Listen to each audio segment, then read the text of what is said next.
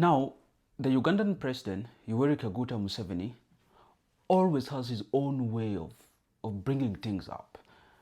And you wonder if what he says he intends to do it, or he speaks in a form of in a metaphoric form, because old men always have a way of saying things indirectly, and you wonder when he speaks things if he really meant those things, or he is just speaking indirectly and meant something else. Just a few days ago, he came out and publicly spoke about ownership of the Indian Ocean. And of course, Uganda is a landlocked country which is distant away from the Indian Ocean by Tanzania and Kenya. But now Museveni says that he is entitled to the Indian Ocean, and that the Indian Ocean belongs to him, and that he should be given the access toward the Indian Ocean. And he further says, in future, there could be wars about the ownership of that Indian Ocean. And that makes so many people ask, was he speaking in a form of metaphor, or he really meant it? Because, you can clearly see that Uganda is a landlocked country. It's pushed away from the Indian Ocean by Tanzania and Kenya. You can see it clearly from the map. And so many people start asking questions, what could this statement mean, given by Museveni? And his son came out, who is the chief of defense forces, General Muhoozi, and he says that he is just waiting for a go-ahead, and it will only take him 8 hours to get ownership of the Indian Ocean. This means he can engage the Kenyan government or the Tanzania government, and he can take over the Indian Ocean. And how would that happen? That can only happen, of course, through annexation or taking over some part of Kenya, and then that's how he can only get into access to the Indian Ocean. That is how he could only take it. And this is not the first time that the Ugandan president issued threats regarding annexation of parts of Kenya or Tanzania or East Africa to Uganda.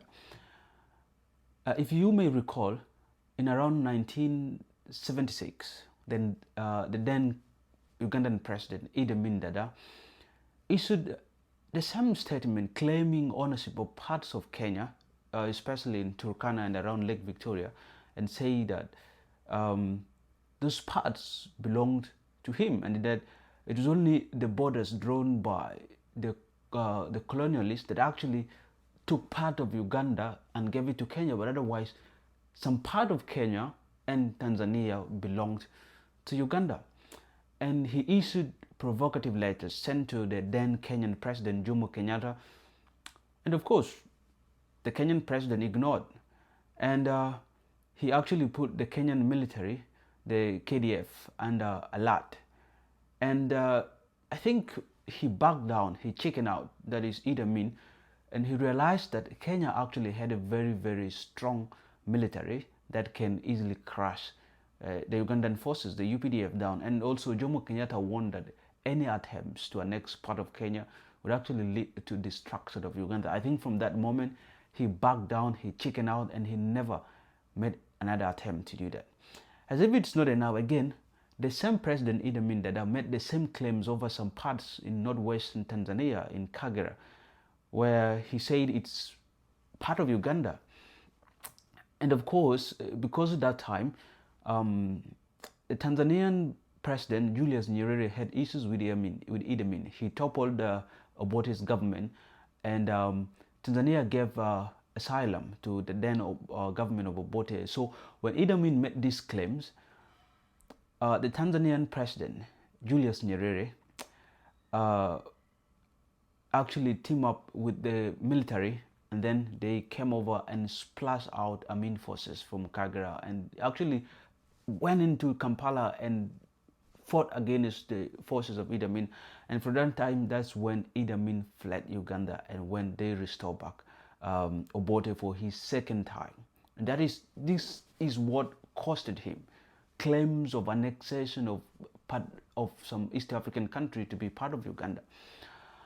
And it seems like Museveni did not learn from that history. He is making the same claims over the ownership of the Indian Ocean. Perhaps one may ask a very big question: is Museveni making statements that are meant to say something else, or he really meant to own the Indian Ocean? And if at all he means that, has Uganda developed a very strong military that can engage the KDF in a fight to take over the Indian Ocean? This is a very big question. But one may also say that the statement issued by President Museveni are just nothing but destructive statements. You know, politicians always have ways of trying to distract the public from the major issues, or maybe take the attention of the public to something, shifting it to another thing.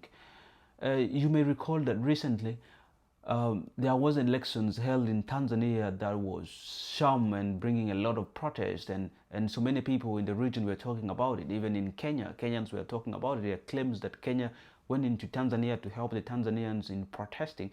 And also during a launch of manifesto for the National Unity Platform, which is the opposition political party in Uganda, there's some 2 Kenyans who actually went to the launching of the manifesto, and they were arrested, detained, and Museveni said they were kept in a fridge under communicado, cut away from communicating to anyone.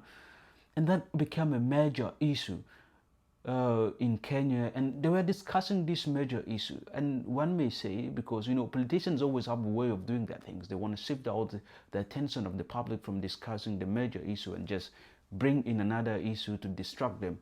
And some people may say that maybe the statement issued by the Ugandan president was just meant to distract the public from paying attention to this major issue, the sham elections that happened in Tanzania, and the arrest of 2 Kenyan nationals who were kept almost for more than weeks in communicado in Kampala, in Uganda. And that's what some people say. It is mainly to distract the attention, but the statement is not in real sense. But if Museveni really meant what he said, then we got to ask big questions. Does he have the capacity to engage the KDF in that? And what could be the impact? I mean, annexation, I don't think it's something that is sustainable in this era right now, especially in Africa. I mean, these countries are both members of the East African countries, and I feel that they do have a better way of engagement rather than doing it in that way. So this is my take on the Ugandan issue, the president of the Uganda on the ownership of the Indian Ocean, and let's see how things unfold.